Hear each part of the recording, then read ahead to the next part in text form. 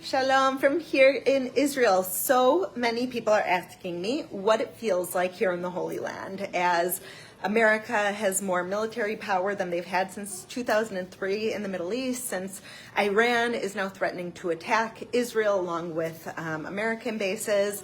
We don't know what's going to be. Iran, of course, has all their proxies on the border with Israel. We have Hezbollah, who's in Lebanon. We have the Houthis, who are in Yemen. We have their militias in Iraq that what they say is if there's an attack on Iran to destroy their ballistic missiles and their nuclear weapons, then they're going to attack Israel with all their proxies in a way that we've never seen before. And so I guess it would make sense that the people of Israel are really scared, but the truth is, like everything in faith, we live in a total paradox here in Israel. It's an anomaly. Once you deal with God and the Spirit of God and the will of God, you're not dealing with something that makes sense. So let me give you like an example of that. Israel, even after October 7th, was rated the second happiest place in the world for people under 30. And for the general population, we're number 5. And you would never think that. That's during times of war, after October 7th, during one of the most terrifying times where we watched our children get kidnapped and elderly get killed by terrorists, and still we're the happiest place in the world. We're of the happiest places in the world. And I think the reason why is because there's a certain resilience here. Like when you know that you are where you're supposed to be, nothing can break that down. And when you know there's nowhere else to go. The Jewish people came here after the Holocaust, after 6 million Jews were killed, including my family members. My grandfather's from Germany. He was the only survivor from all of his extended family. His grandparents killed, his cousins killed, his aunts and uncles killed. Even today, over 75 years after the Holocaust ended, there still aren't as many Jews in the world as there was before the Holocaust. We still haven't made up that number. And as we see anti-Semitism rising again, we realize there's nowhere else for Jews to be safe. And especially now on a really spiritual direct plane, as Iran is threatening Israel with destruction, and as anti-Semitism is rising, we're in the month of Adar, about to celebrate the holiday of Purim, where exactly this happened. There was an evil leader in Iran who was threatening to destroy the Jewish people, and we know what happened. Hakol itapech letova. Everything turned around for the good. And it didn't just turn around for the good because God decided, it turned around for the good because the people had faith and took action. And that's exactly how we're living here in Israel. We have faith, and we're taking action to defend ourselves, to get prepared. Of course, we're on the ground. You're on the ground with International Fellowship of Christians and Jews.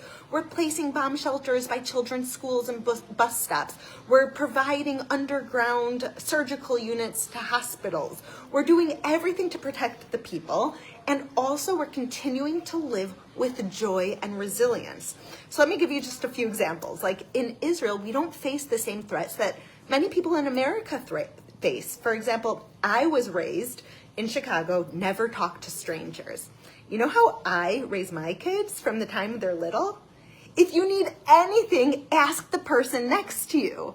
When my kids were little and we'd be in parks, like they would fall, and before I could get there, there would be 5 parents that got to them and were hugging them, making sure that they're okay. From the time kids are 9 years old here, they take buses, public buses, by themselves.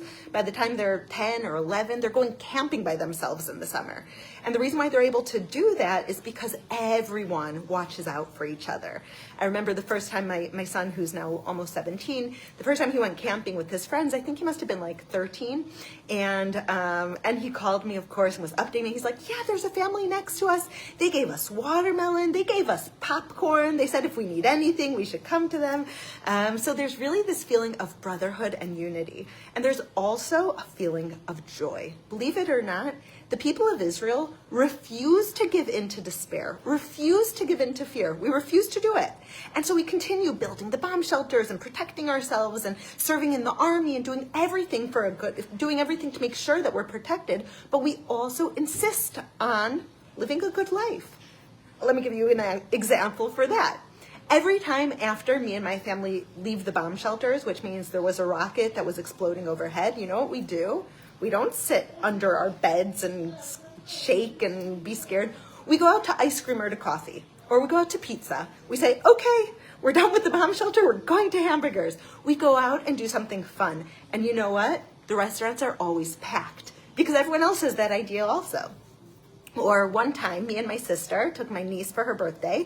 We took her out in Tel Aviv to a really fancy restaurant, a really nice restaurant. It was in a hotel. It was beautiful on the beach. And all of a sudden, a siren started going off, which means a rocket is on the way. You have just 90 seconds in order to get to shelter. So everyone at the restaurant stands up, starts walking down to the shelter. And my niece, she's 22 years old, she calls out, "Don't forget to grab your drinks." So everyone grabs their drinks, goes down to the bomb shelters. We're all drinking in the bomb shelter, raising toasts to each other, saying l'chaim. We hear the booms overhead, but we are focused on life. God says, "I lay before you life and death. Choose life." And the people of Israel consistently choose life. That we have faith, that we have a love for enjoying life, which means every Friday night, almost every single family in Israel is together for a Shabbat meal. There's hardly any family in all of Israel that isn't together sitting at a table for a Shabbat meal. And that's what leads to joy and happiness. So as Iran might attack at any moment, and it might be historic, and I'm sure if it happens, it will be hard, and it will be painful, and it will be sad. But are the people of Israel scared? Are the people of Israel just waiting by their bomb shelters for this to happen? No. We are going out. My kids' school went on a hike today in nature. My friends are continuing going out. Me and my family, we're right now, actually, I'm not going to tell you where, but we're somewhere in Israel. I had a work event. It's for a project of the fellowship that we're doing in memory of my father, Rabbi Yael Eckstein. My family was planning on coming with me, and they're here with me. We continued to come. We went anyways. So we're continuing to live life because God says, choose life. And that's the secret. To stand up with this biblical word, hineni, here I am, and choosing life and doing whatever we need to do so that we don't fall into despair. Protecting ourselves, but also not forgetting to live life, which means to be together, to enjoy, to laugh, and to just simply every single day recognize it's not a given. So I bless you to be living in that way. That's meaningful, that's joyous, that's happy, that's standing up in the words of the Bible, hineni, here I am, stepping up during the hardest times to make sure that I'm not giving into despair, but I'm giving into building and joy and life. And that's the secret to everything. If you think that this is an important message, share it, because I think the world needs to hear it. Enough with putting ourselves down, enough with being angry, enough with going into places of depression and difficulty and despair. We have to step out of that, and the only way we could do it is together. Do you agree? Let me know in the comments.